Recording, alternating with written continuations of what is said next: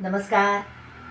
दीपाली केळकर या यूट्यूब चॅनेलवर तुम्हाला काय वाटतं या मालिकेच्या दुसऱ्या भागात सगळ्यांचं मनापासून स्वागत.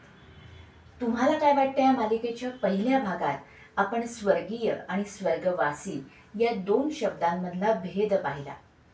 निधन झालेल्या व्यक्तीसाठी किंवा मृत व्यक्तीसाठी आपण स्वर्गवासी हा शब्द वापरतो, तर एखाद्या सुंदर अनुभवासाठी आपण स्वर्गीय हा शब्द वापरतो. पुण्याचे किशोर केळकर यांनी वादातीत आणि वादग्रस्त तसंच परोक्ष आणि अपरोक्ष हे शब्द सुचवले. आता एखादा विषय किंवा एखादं वक्तव्य हे वाद निर्माण करणारं असतं, म्हणजे वादग्रस्त असतं. तर एखादा विषय हा वादातीत म्हणजे वादाच्या पलीकडे जाणारा, ज्यावर कुठलाही वाद उद्भवू शकत नाही असा असतो. म्हणजे मुंबईतल्या लोकल गाड्या कितीही वाढल्या तरी गर्दी कमी होणार नाही हे वादातीत आहे.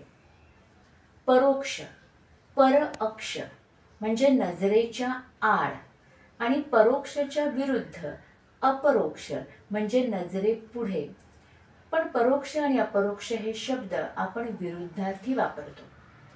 मुलुंडच्या सीमाताई भिसे यांनी संपन्न हा शब्द सुचवला. अलीकडे कार्यक्रम संपताना कार्यक्रम संपन्न झाला असं आपण म्हणतो, त्याऐवजी कार्यक्रम साजरा झाला किंवा कार्यक्रमाची सांगता झाली असं म्हणायला हवं. संपन्न म्हणजे समृद्ध, श्रीमंत.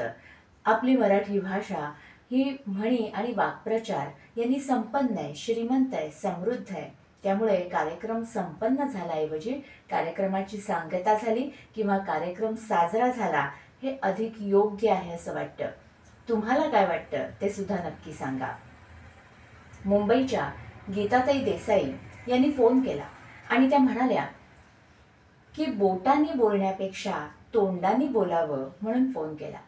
व्हॉट्सअप मेसेजसाठी त्यांनी बोटांनी बोलणं हा शब्दप्रयोग केला, तो फार आवडला. तुम्हाला सुद्धा असे काही शब्द सुचत असतील तर कमेंट बॉक्समध्ये नक्की नोंद करा. दीपाली केळकर या यूट्यूब चॅनेलवर तुम्हाला काय वाटतं या मालिकेअंतर्गत नवीन विषयासह, नवीन शब्दांसह लवकरच भेटूया. तोपर्यंत नमस्कार.